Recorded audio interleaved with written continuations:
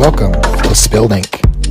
Welcome to another episode of Spilled Ink. I've been a little bit on hiatus, but getting back and rolling again. And I am joined today by my longtime friend, Ryan Divish.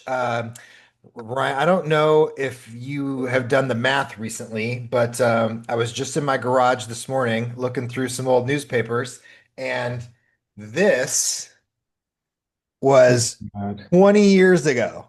Oh my God. 20 years ago. That's crazy. And on this particular day, I was in Lawrence, Kansas. You were covering Highland football in Boise. Uh, yeah, it was. So anyway, November of 2005. Uh, Highland football, where Taysom Hill was an eighth grader, I believe, that year, not even a freshman in high school. that's crazy. I actually forgot that he had gone there. Yeah, he went to Highland. I think he was an eighth grader or seventh grader. I remember people talking about him already as this freak of nature and that he could have been the starting quarterback. And like that Highland team was super loaded. Like it was that Mariani guy, Gino Mariani was the head coach, and they had, I think, three or four college players on there. Mhm. Yeah. I mean, every year, like that was the one thing about, like I will say, I don't know if I had as much fun covering preps anywhere as we did in Idaho, right? Like, I mean, it was an interesting lifestyle, but go cover a game, go have a beer, Yeah. we were all friends. Yeah. I mean, it was like none of us were making any money and we were working incredibly long hours. And like we would be there even when we didn't have to be there. We'd be in the office half the time.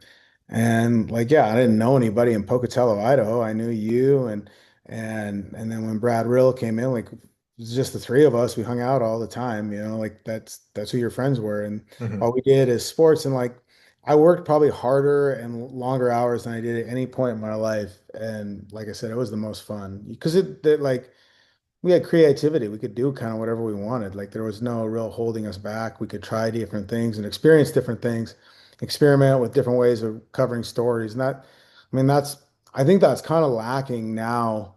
When you look at major papers, we're hiring kids right out of college so often now. Like in the past, it was such a pecking order, and you had to climb the ladder. I started at the Havre Daily News, then I went to the Idaho State Journal, and then I went to the News Tribune, and then I went to the Seattle Times. I mean, like you had to climb the ladder. You didn't just come out of college and expect to get a big league writing job or anything like that.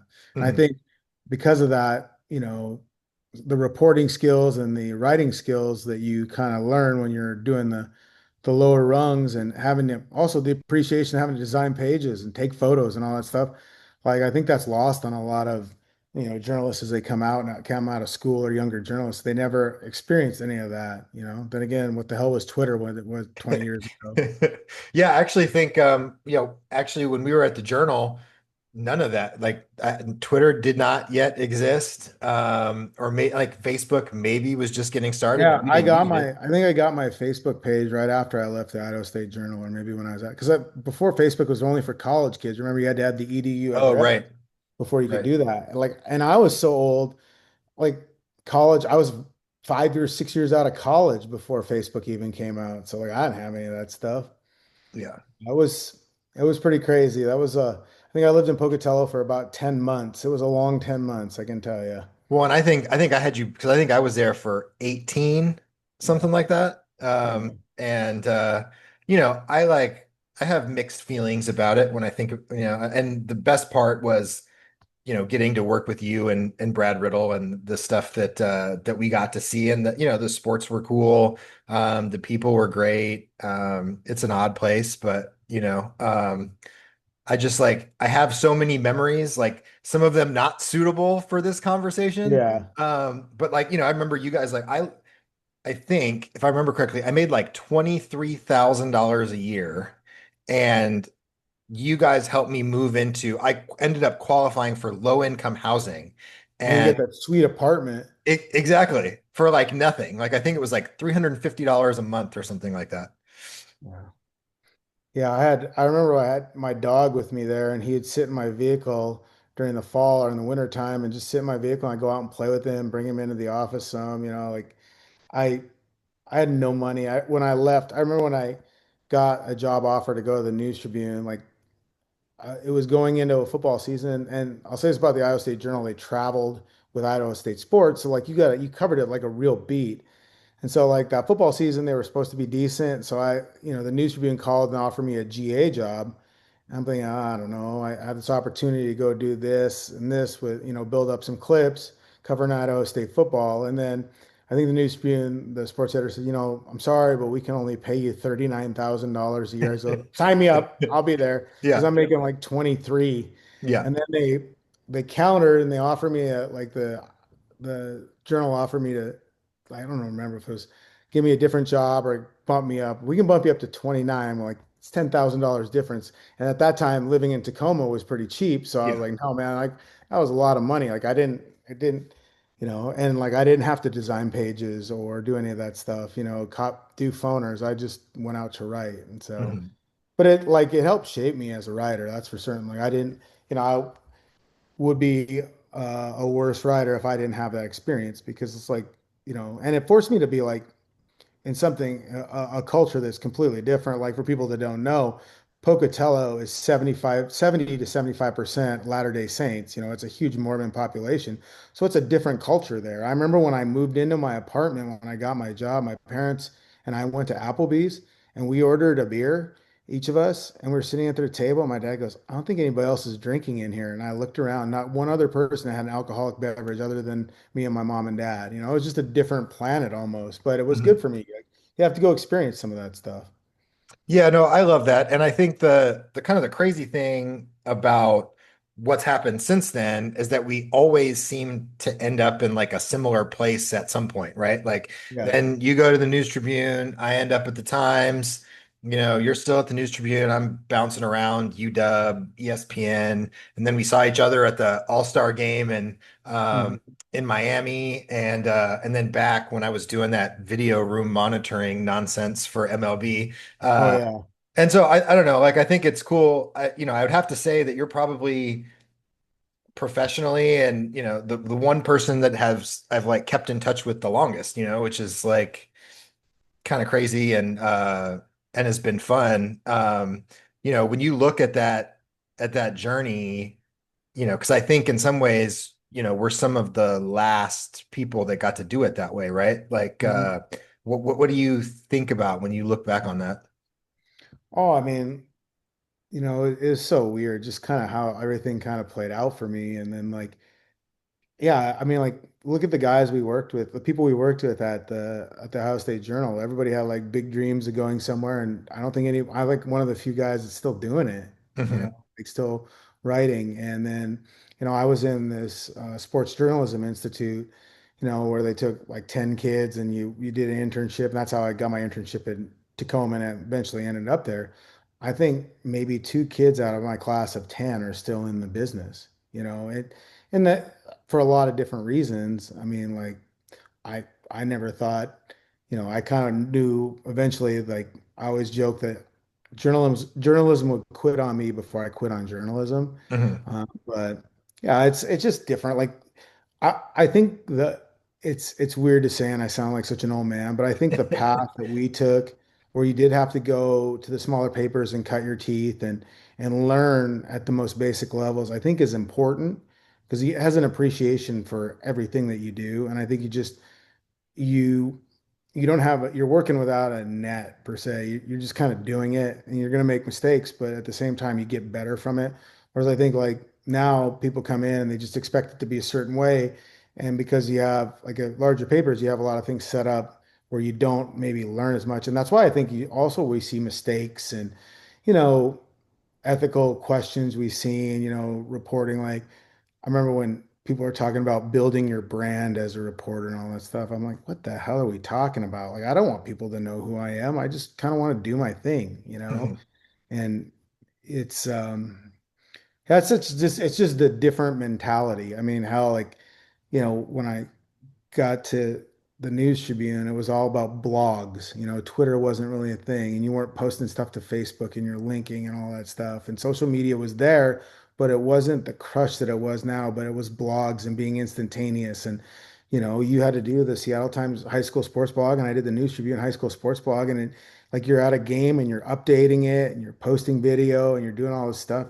And it was stuff you never learned in journalism school, really. Like they didn't have a blogging class, so you just Mhm. kind of made it up as you went. And I mean, that part was good, but I don't know. I don't know where we're at, like with newspapers and sports writing and stuff. I don't know if it's a better place. It's certainly different, that's for Mhm. sure. And really with like, these websites and everything else, and everybody is credentialed, a lot more people have a voice, and social media is giving a lot more people a voice. Like the content creator on social media, but that doesn't have anything else other than like they're simply reporting or creating stuff off of Twitter. It's great, but like somebody has to be there doing the reporting, and Mhm. that's still important. Do you remember how much you and Doug Pacey hated me after I started that Cover It Live? Like I was like using Cover It Yeah, Live to like basically do play-by-play from every state game. yeah, yeah. I was not very happy with you. So, um, yeah, I was just like, um, I was like, God, we got to do this crap now and all this other stuff. And I remember Cover It Live. We'd have to do Cover It Live at Seahawks games. I have to run a live chat at Seahawks games with all the freaking 12s, and Hmm. I'm like, this is nonsense. Yeah. Um, So kind of transitioning, I'm really curious, like I saw as many people do on social media somewhere that, kind of what you're doing now, right? Like and so walk me through it. I don't have any of the details, like so you're taking a sabbatical, right? And coaching baseball in Haver? Yeah, so I'm in Havre, Montana right now. My sabbatical actually ends on Monday. Oh. I start back at the Times on Monday. So I've been on hiatus like you from the Times. I took a sabbatical starting in April 4th to come back and coach the Legion team that I played on when I was in high school. My girlfriend Cindy, her son plays on the team. I know a lot of the kids. Hell, some of the kids on the team are people I graduated high school with. So they were looking for a head coach. I thought this would be a good opportunity. I was looking for a break from the travel grind and stuff like that. And so that part was pretty cool. It was part of our union collective bargaining agreement that we could do this, and they really couldn't do much about it. I mean, they could protest that I was a essential employee, but I don't know that a mayor's beat writer. So when I first started considering it, I asked Adam Jude and Tim Booth, who were working at the Times, and even Bob Condota, if I should do this, if they would help me make it work, if they could fill in, and all this stuff before I went to my bosses, because I wasn't gonna like screw them over. Like as well as I do, like the camaraderie you have as fellow reporters on your same paper, they're your friends a lot of ways. And like Bob and Adam and Tim are my friends, not just coworkers. They're my friends first. And so Mhm. I wasn't going to do that. If they would have said, no, we absolutely can't do this, I can't make it work. Um, I would have probably reconsidered. But then when they said they could make it work and that they thought it would be good for me, I decided to do it. And so I've spent all summer coaching baseball here in Havre, Montana, at a field that I grew up a block from. And, my parents still live there. And it was like I told a couple people, it was the best summer of my life, honestly. I hadn't been home in Montana in the summer for almost 25 years. I mean, Mhm. since 20 years exactly. I mean, Idaho. So it's like Yeah. to do this and to have this opportunity, I'm super grateful. Season didn't end the way we wanted. We lost out at districts, kind of controversial way. Didn't make the state tournament on a team where I think we probably could have won the state tournament. But baseball teaches a lot of life lessons, and I think that was one thing our players learned from this experience is that life isn't always fair, and the things that we preach like accountability and all this stuff don't always pertain to everyone else, and Mhm. I try to tell them it's like, hey, you can't lower your standards just because other people don't live up to yours, and that's Mhm. kind of try to teach it. Well, I mean, I think it's interesting because as soon as I heard that, all I could think of is all your adoring fans on Twitter being like, "How could you leave during the season?" And like, "You have the greatest job in the world," and I would do your job for nothing. And Oh yeah, that's my favorite one. when it's like, no, actually, you wouldn't because it really is a job and it's really hard. And yeah, I get to watch baseball all the time and it's still really hard, right? Um, So I guess, and my point being that you still have a life, right? Like there are yeah. things that you want to do that are not, Major League Baseball related, right? And so how was it definitely the right decision, Are you so thankful that you made that decision? Yeah, oh, absolutely. I needed it. I was tired of the travel grind. I was tired of social media. I was tired of a lot of things that weren't about being at the park, and I think people don't realize like for a 7 o'clock game, we're there at 2 o'clock usually. And you're writing, like I told somebody once, it was like, if you want to write 2,000 words a day or 2,500 words a day, that's what I do. Mhm. Like it isn't like I think a lot of people think it's just like reporting on Twitter or writing a story, but there's a lot more that goes into it. Um, I was like, yeah, I mean, I do your job for free, yeah, but nobody would pay you to do the job or let you do it for free. Yeah, my favorite part about the job is like being at the park and like just, talking with the players, usually during BP that are around, you have the off the record conversation or just BSing with them sometimes in the clubhouse, when it's non-reporting. And then like the idea of seeing games and seeing stuff you'll never see, um, that part is really cool. And then the camaraderie of being with other writers, like I said, Jude is my Adam Jude is one of my good friends, Tim Booth, Larry Stone when I moved out there. I mean, you won't find a nicer human being. And he like really took me in, even though I work for another paper. And he and I have become like, just amazing friends. I mean, Larry and Bob Condota drove from Seattle to Havre, Montana for my 50th birthday and Mhm. come watch me coach. I disappointed them because I didn't get kicked out of that game, but um, You you really should know, have. yeah, but like, so it's like that part is what I missed, but I didn't, I just needed a break. I've been covering, like when I moved out to Tacoma in 2006, in August of 2006, I covered a Mariners game like the first week I was there, you know, and I was the backup. And then, I mean, 2 years later, I was in a full-time role and I was like, going and all that stuff. So, I just needed the break and I don't regret it for a second. And one thing too is like my priorities have changed. You went, you had that too. Like when we were in Idaho, we're sitting there talking about, remember we were talking about where you'd want to work, you'd want to work, do I want to write for, I'd love to write for Esquire or you want to be Chris Jones or you want to be Wright Thompson, you want to write for ESPN. Back then CBS Sports was a big deal. Like Mhm. there was all these different avenues and and then I thought, well, I just want to cover the Red Sox in Boston, and then because that's the market. And then you get older and you see things and you live a little and you're like, no, that's not really what I want. Like I looked at it, since I've been at the Times, I've interviewed for two jobs. I've applied for one job and interviewed with, I sent out my application in the Washington Post. Um, when they had a Nats opening because it's the Washington Post. Mhm. And I talked with the Athletic extensively when it first came out, and then opted to stay at the Times.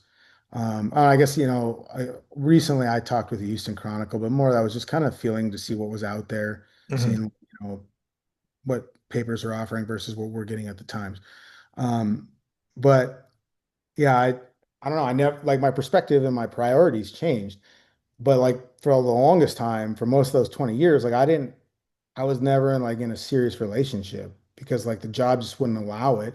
And because I always put my career first, I always felt like if I got situated in my career, then I'd have the wife, the kids, the family, try and make it work. But the career and the job never really allowed me to get to that point. And then when I met Cindy, it was serious and like I knew I was happy. And then my priorities changed more, like then I want to be where she's at and where her kids are at and everything else. And so like it's so different now than it was, pre-pandemic Mhm. and more what my priorities are. Like pre-pandemic, before I met Cindy, like I would obsess over the littlest thing, here or there. Like this year when Cal Raleigh signed his extension, uh, I got a text from his dad giving me the heads up because they wanted me to have it first.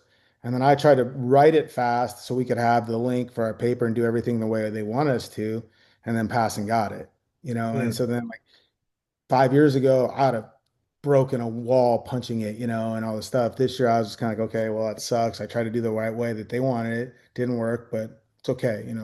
It's not the, it's like, not the, at the end of the day, who nobody cares who had it first. Yeah. So things like that. Like my priorities have changed so much. I get more joy, you know, being being at home with Cindy and the kids and just watching a game or whatever than, before, like when we, Pocatello, we go out after every night at work and we go to Hooligans or the Office Bar, and have drinks and commiserate about where and it's just different now. Hmm. And like it's a lot better life. I mean, it's same with you. You have your son, it's different. Everything changes once you have like something more important in your life than your work, and I didn't have that for a long time. For, more than a decade, I really just had the job. And, you know, it's easier to keep perspective about people getting mad at you and saying bad things to you on Twitter you know, when you have more important things at home. Yeah, yeah. I had actually, I don't know how this is possible, but I had kind of forgotten that those were the constant conversations. I mean, every day after work, we're talking about like where we're gonna work and who we're gonna write for and who we want to be like, and Mhm. that's all it was, right? Like it was the job or it was talking about sports. That was it, right? That was our life. And now I will say that for me, I had taken myself out of sports and was like, after the pandemic, when the Dragons folded, I was like, I'm not doing this anymore. And I missed it too much. And so, but now it's different, right? Like now it's not about, like, I don't care who reads what I write. I hope that the people who do read it like it and that more people read it and that people like my photos. But to me, it's more about the people, right? Like I'm not writing for an audience. I'm writing for the people I'm writing about. Uh, Mhm. and enjoying being around the people and these kids and to me that and doing a little bit of coaching myself. I'm terrible, but coaching 8-year-olds, you can't be that bad, right? um but I don't know, it's like it sounds like you're kind of saying the same thing, right? That it's not necessarily, obviously we are driven by the story, but it's as much about the opportunities and the experiences now.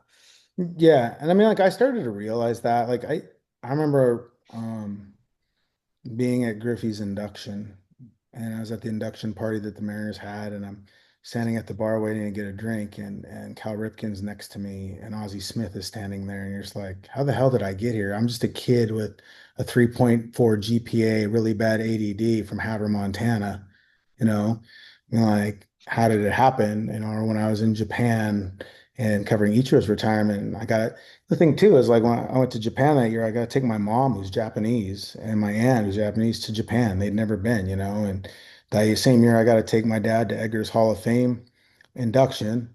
And, Edgar was the guy that my dad would used to tell me, when you're hitting, when I was in high school, like, you got to do like Edgar, go to right center. I'm like, that guy's really good. And I'm not him. I'm not built like him, Seen his forearms are as big as my legs. But it's stuff like that now that I look back on it. And it's always like people talk about like enjoy the journey. It's not the destination, it's the journey, or, collect the memories. And one thing I have done better at is like standing around for a second and like taking it in, like because you hear the players do that. So I'm in Japan, I'm on the field and they're chanting Ichiro's name and you're watching. And it's like, holy crap, how did I get here? Like, Mhm. what am I doing here? And I mean, like I've already like career wise already outdid what I ever thought I would do a lot of ways, or I guess expect. I'm sure we had the big dreams. Like, yeah, when we were in Idaho, I wanted to cover college football. I don't want to cover baseball because I thought like baseball was my sport growing up. I played it in college, whatever, but I always thought that like covering it would make me hate it. Mhm. I wanted to cover college football and college basketball. I really want to cover. We both love college basketball. You love Kansas. I love North Carolina. That's what I wanted to do. And then you get in the business and you realize that maybe this isn't the best way, and like college basketball coverage is not nothing now. But like I remember I remember driving from UW or Tacoma to UW. I'm like, I can't do this every day. And Mhm. then getting up there and Tyrone closing practices, and we couldn't talk to half the people, and the arrogance of coaches. Then I mean, I covered UW for a whole year. Sark and I had battles, and it was just like, this is not what I want. And then when you go to baseball, And I mean, my first year, my first full year, like where I traveled, 2008, that team lost 101 games and they had just a big collection of jerks. But at the same time, like they're always around. You had availability. You could get guys, they might not, you might not like what they said, but they talked, whereas I wasn't getting blown off by an 18-year-old freshman, because he didn't feel like talking to me, because so it was like, I switched up Paul Miller, who was an assistant um, sports editor at the News Tribune. I remember Eric Williams and I got hired roughly about a week apart, but we did our orientation again, and we went to lunch with Paul. And he said to us, he looked at us and he goes, "Oh, I see my future Seahawks and future Mariners writers sitting right here." And Eric's like, "Well, I want to cover the Sonics." I'm like, "I want to cover UW." He goes, "No, you guys will." He goes, "We wait and see, Eric. You'll like covering the Seahawks, and Ryan, you'll be covering the Mariners." He goes, "That's what you guys are best fitted for." And he was right. Like he Mhm. knew. I mean, it was 2.5 years later, I think we were doing that. But like one thing about the TNT too, like I saw how guys could really grind it. Like I saw Mike Sando, a guy was next level. Mhm. I mean, like grinding, and Larry LaRue could write prettier game stories than any human being alive. And I was just like, I remember getting out there, I read something Larry Stone wrote, and I was like, oh, damn, I got to get a lot better at this than I am because these guys can really work. I mean, like, and they can really write. So, damn, I feel old, making me feel old, dude. I know, I know. Well, I mean, like literally just looking at that this morning, I was like, oh God, it's actually been 20. I was actually worried that it may be closer to like 25. So, Yeah. but I mean, all of our favorite movies and all that stuff's turning 30. So, Well, uh, my favorite story I like to tell people about my time in Pocatello and just like how much like we grew as like all three of us, me, you, and Brad, at one point brought a copy of the story we turned in that got just edited to hell or got told that this isn't good enough. And we mhm, just went over it. Remember, we'd read it to each other and show each other because we were just so angry. We're having drinks. And I remember Brad's was like a feature on a women's basketball player. Mine was like I had to write a column on Idaho State choking at the Big Sky Conference tournament. They hosted it. They were the number one seed and they lost. mhm, I'd written this kind of story about how, or the column about how their best player was just so, she was just so like adamant that she would be back, that this would drive her. And I had this whole thing written, and our editor just like, no, you got to crush them or this and that. And I was like, I'm not ripping them. Like they just got beat, and mhm. it was so, um, and I don't remember which one you had. You had one too where you're just like so angry that you couldn't write it the way you wanted to. And you're like, Yeah, I mean that's true. There's two things that reminds me of. One, I had written this feature story. It was like 8-man football, and I had written about a scarred helmet, but instead I wrote it.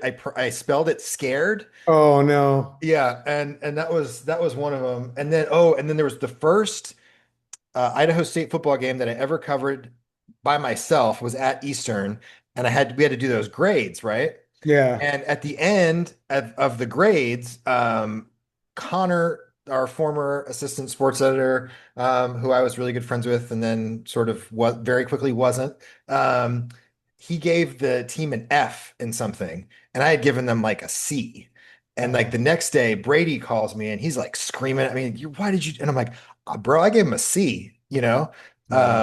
And so it's just stuff like that. There were some moments that predated you where I was like, oh, this, like just little like mistakes you make or, just shortcuts you take um and stuff like that. And it's I mean, it's oh, but I didn't even have like I didn't have a good credit card when I was there. And so like they wanted you to book your own travel and reimburse you and I didn't and then I forgot. Like I think my parents booked one of my flights and then like I just told them like I don't have a credit card. So they book anyways, I go there and I just remember Brady going, "Well, you screwed yourself. I guess you're renting a car and driving to Flagstaff." So I drove from Pocatello to Flagstaff. I almost hit like an elk and it was snowing in Flagstaff, and I drove all the way to Flagstaff to watch them get their ass handed to them. It's like this is dumb. And that press box, the walk-up Sky Dome is like all creaky, and I thought we're all gonna die in this thing. It's gonna fall over. Yeah, we had like stuff like that again. Like that's the stuff that people that now they don't climb the ladder, they don't learn all that kind of stuff, like how to do all that or just Mhm. how resourceful or how responsible you had to be. And I just wasn't very good at it. Well, I had to do the same thing because the day after the Malice at the Palace, I got up, and so I didn't sleep that night because I heard about, so I was like following all the news about the Malice at the Palace. Then I had to get in a rental car, drive to Southern Utah. I can't remember where that is, University of Southern Utah. Anyway, I had to drive all the way down there in the morning, cover the ISU football game. It was their last game of the year, and drive home after the game. On the way home, there was snow, and I did a 360 on going up the mountain, landed like so the mountain is here. There's a pole here and a pole here, and somehow the rental car landed right in between the two. And I was like, this is the luckiest day of my life. Yeah, Um, and that was just to cover one game, right? yeah. It's like all that stuff we would do, you're like, oh my God, I can't believe I'm doing this or that. I mean, where we're like, you just kind of like, we go to Boise or you drive everywhere, you and I went to Logan that time to go cover Utah State basketball. I mean, like we just, it was, it was a different time and a different kind of era, but it was, like I said, it shaped me a ton for like making me a better writer and a better reporter. I mean, at 2 o'clock in the morning, going to Roberto's, and then Oh, having you pick me up the next morning to go to Logan, and then we had yeah, and then on that trip, we wrote almost the exact same story. I know. Remember, Brady was like, the game story and the column are the same, and I was like, Yeah, oh oh man. man. Then I just remember the one time I let you guys talk me into Jack in the Box tacos and I got food poisoning. Brady's like, "Why you got food? What's wrong with you?" I think I got food poisoning. And he goes, "Would you?" I got some Jack in the Box tacos, and he's like, "Oh, those won't give it to you." I was like, "Well, I haven't had anything else." And Yeah. oh, wow, that was the worst. That's the first time I ever had food poisoning. I thought I was gonna die. Yeah, yeah, it was not a healthy lifestyle we were living. Speaking of, I bet that had to have contributed to one thing I was going to ask you as we kind of like start to wind down. What's the most intense pain you've ever experienced? Like intense pain, Yeah. like physical or Yeah, emotional. physical, physical. Um, hmm. Well, I ripped my biceps tendon off the bone playing fast pitch. I threw a pitch and it shot off the bone. I tore my bicep at the same time. That was more of a pop. Hmm. Oh no, I tore my oblique off the bone playing fast pitch softball about 7 or 8 years ago. It ripped right off and I mean I thought I'd been shot and it hurt so bad in my side that I limped to first base because I hit the ball and I Hmm. went to run. I'm like, I'm gonna die, and then I limped to first base, and it was just like, and I still have the knot because you can't do anything. You can't really reattach it. It kind of loosens back up and goes. So that was the worst. Okay. Yeah, the only reason I ask is because I just had a kidney stone. Uh, Oh yeah, no, I don't want those. Yeah, no, it's the so I was like, oh, I'm just curious like what other people's worst experience is because it's the worst pain I've ever felt in my entire life. Like, Greg Johns had a kidney stone while we're at Yankee Stadium.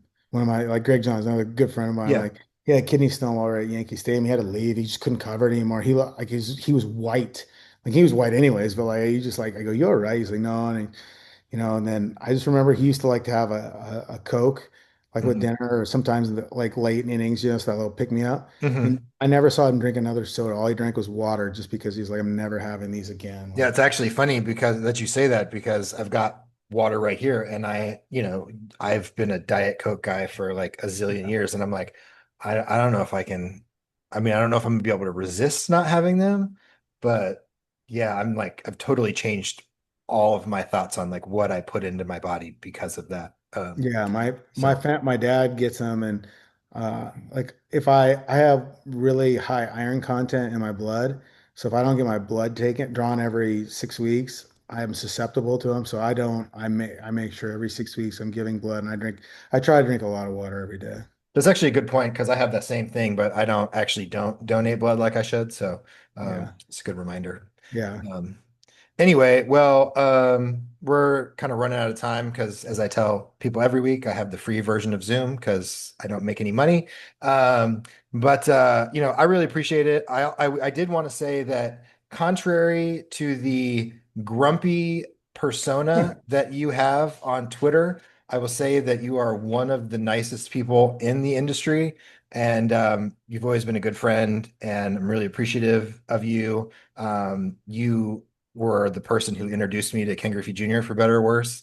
And so I don't know, like, to all the people on Twitter that talk shit, like, just know that he is a good dude. So I try and keep up that facade so people don't come up to me in person. But yeah, I Griffey know, made fun of you right away. That's how you knew you were in too. I He know. met you right away. Oh And yeah. that was good. Yeah.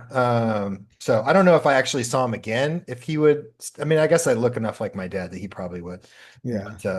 But yeah, that's one of the things like I'll never forget among all those trips to Hooligans and the office. Which was like when you think about it, the fact that it was like all folding tables and like old office chairs in that It was place. classy. They still Yeah. allowed smoking in there too, if you Yeah. Oh yeah. That was good times. Good times. Anyway, well, I'll let you get back to it. I know. Oh, well, are you sad that you missed all this news the last couple days, or is it? No, no, that this is like the worst time of year. It's cool, but like it's exciting, but it's like the worst time of year because you know you're gonna get beat. So it's Yeah, like you're playing catch up all the time. yeah, yeah. Thankfully, a Just scoop only lasts 19 seconds. yeah, yeah. That's true. Well, so you get to just get back for the good stuff. Yeah. Are they Hopefully going they to make a actually run. make a run? Like, do you think that this is a team that can? Yeah, I mean, like you look at it now, if they get if they get one more reliever, they're pretty solid. I mean, this will be the best team like talent wise I've covered or been around in a while, Mhm. especially young talent. Like